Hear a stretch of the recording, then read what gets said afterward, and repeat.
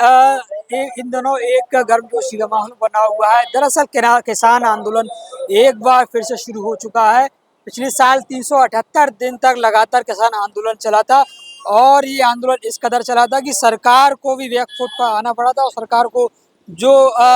जो नियम उस समय जो सख्त नियम किसान के लिए लेकर आए थे वो वापस लिए थे और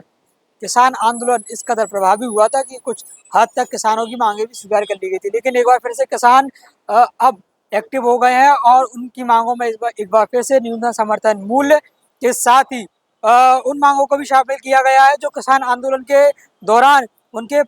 जो किसानों के साथ जो दुर्घटनाएं हुई थी, हादसे हुए थे, जो किसानों ने जान गंवाई थी, उन किसानों के परिवारों को क्षतिपूर्ति सहयोग राशि के रूप में दिया जाना और साथ ही किसानों के लिए फसलों की गारंटी, ये मुख्य मांगों में शामिल है। लेकिन जिस तरीके से पंजाब से किसानों का जो जत्था हरियाणा में प्रवेश किया और हरियाणा के शंभू बॉर्डर पर जो किसान लगा जो डटे हुए हैं पिछले 4 दिनों से और दिल्ली कूच के लिए तैयारी कर रहे हैं। लगातार आप देख पा रहे हैं कि बड़े बड़े टीवी चैनलों, सोशल मीडिया और अखबारों में आप पिछले 4 दिनों से ये खबरें देख रहे होंगे कि किसानों ने शंभू बॉर्डर पर अपना डेरा जमाया हुआ है, लगातार प्रदर्शन कर रहे हैं, बैरिकेड्स तोड़ते हुए, बैरिकेड्स को गिराते हुए आगे बढ़ रहे हैं। ठीक आज भी वही घटनाक्रम हुआ, किसान बैरिकेड्स को गिराते हुए आगे बढ़े। इस दौरान पुलिस भी किसानों को रोकने के लिए पुलिस ने बलपूर्वक बल का इस्तेमाल किया, आंसू गैस के गोले दागे और इस बीच पूरे घटनाक्रम के दौरान कुछ किसानों के शरीर पर घाव भी हो गए, वो घायल भी हो गए और अभी हाल ही में एक किसान जो कि पूर्व आर्मी सैनिक है और वर्तमान में और पेशे से किसान है, वो घायल हो गया। उसकी आंख पर अश्रु गैस का जो गोला दागा गया था, उस गोले का छर्रा पड़ा था, उस कारण से वो घायल हो गया और अस्पताल में भर्ती हुआ था। उसकी पूछ परख करने के लिए, उसके स्वास्थ्य की जानकारी लेने के लिए खुद कांग्रेस के वरिष्ठ नेता राहुल गांधी ने उनसे फोन कॉल के माध्यम से बातचीत की थी और उनका हाल चाल जाना था और साथ ही उनको किसान आंदोलन के दौरान एक्टिव होने और जो मुद्दा है उसको उस मुद्दा में सम्मिलित होने की बधाई दी और साथ ही उनका हौसला अफजाई भी किया था। लेकिन अब ये देखने वाली अब ये भी बात है कि एक और जहां अभी राज्यसभा के चुनाव हैं, सोनिया गांधी जो कि राजस्थान से उन्होंने उम्मीदवारी की है राज्यसभा के लिए और ठीक मध्य प्रदेश से भी यही सिलसिला जारी है। मध्य प्रदेश से अलग अलग राज्यों से राज्यसभा का जो नामांकन दाखिल हो चुका है और चुनाव भी है। लेकिन लोकसभा के चुनाव भी हैं। लोकसभा चुनाव कुछ ही महीने शेष हैं और कुछ ही महीनों पहले किसान आंदोलन की गतिविधियां होना और एक जो बड़ा मूवमेंट वो देखा जा रहा है। निश्चित रूप से ये कयास लगाए जा रहे हैं कि लोकसभा चुनाव के दौरान किसान आंदोलन फिर से प्रभावी होगा, क्योंकि आज जिस तरीके से जो किसान आंदोलन पूरे देश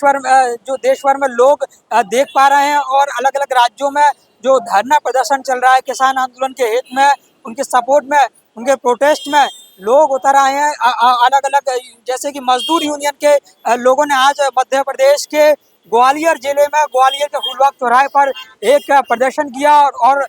उनके प्रोटेस्ट के लिए आंदोलन किया और साथ ही खास बात यह भी कि उनमें से कुछ लोग ऐसे भी थे, कुछ यूनियन के कुछ लोगों ने, कुछ दलों के नेताओं ने ये तक बयानबाजी की कि अगर किसान आंदोलन को मजबूत करना है तो ऐसे ही लगातार हमें प्रदर्शन करना होगा और साथ ही अगर मोदी को इस देश से मोदी की सत्ता से नीचे लेकर आना है तो मोदी के खिलाफ वोटिंग करनी होगी। ये एक बड़ा बयान जो ऐसे कुछ नेता कुछ दल दे रहे हैं, तो निश्चित तौर पर ये भी देखा जा रहा है कि किसान आंदोलन एक जो एजेंडा है वो एजेंडे की तरह यानी कि आग में घी डालने वाला काम भी साबित होगा। लेकिन वहीं दूसरी ओर केंद्र सरकार लगातार ये अपने दावे कर रही है। वो केंद्र सरकार ये कह रही है कि हम किसान के प्रतिनिधियों से लगातार चर्चाएं कर रहे हैं, उनसे लगातार ये सामंजस्य बैठाने का प्रयास कर रहे हैं कि उनकी मांगे स्वीकार, उनकी मांगे जो हम स्वीकार करने के मूड में है, हम स्वीकार करेंगे। वो शांतिपूर्वक तरीके से अपनी बातें रखें, लेकिन वो ये भी तर्क दे रहे हैं कि जो किसान आंदोलन के दौरान जो लोग वहाँ मौजूद हैं, जो सिख समुदाय के सबसे ज़्यादा लोग सिख समुदाय के लोग मौजूद हैं और किसान समुदाय के जो किसान परिवार के जो लोग हैं वो असामाजिक तत्व हैं। उसमें लगभग ज़्यादा से ज़्यादा लोग वो लोग मौजूद हैं जो वहाँ शांति भंग करने का प्रयास कर रहे हैं। ये जानबूझकर इस माहौल को गर्मजोशी का माहौल बना रहे हैं और इसको एक एक अहिंसा सॉरी माफ कीजिए हिंसात्मक ढंग से पेश करने का प्रयास कर रहे हैं। लेकिन जिस तरीके से किसानों का जो बड़ा जत्था वहाँ मौजूद है, किसानों ने अपने पूरे ट्रैक्टरों के साथ यानी कि मॉडिफाइड ट्रैक्टर पर अपने राशन की सामग्रियां बांध कर रखी है, अपने बिस्तर जो भी उनके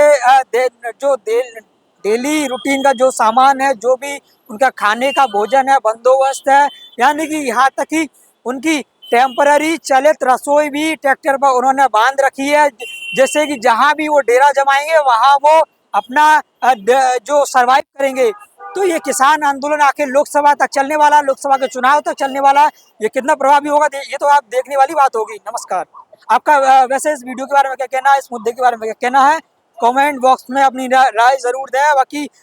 देश भर की अपडेट्स के लिए देखते ही नेशनल फोल्डर। नमस्कार।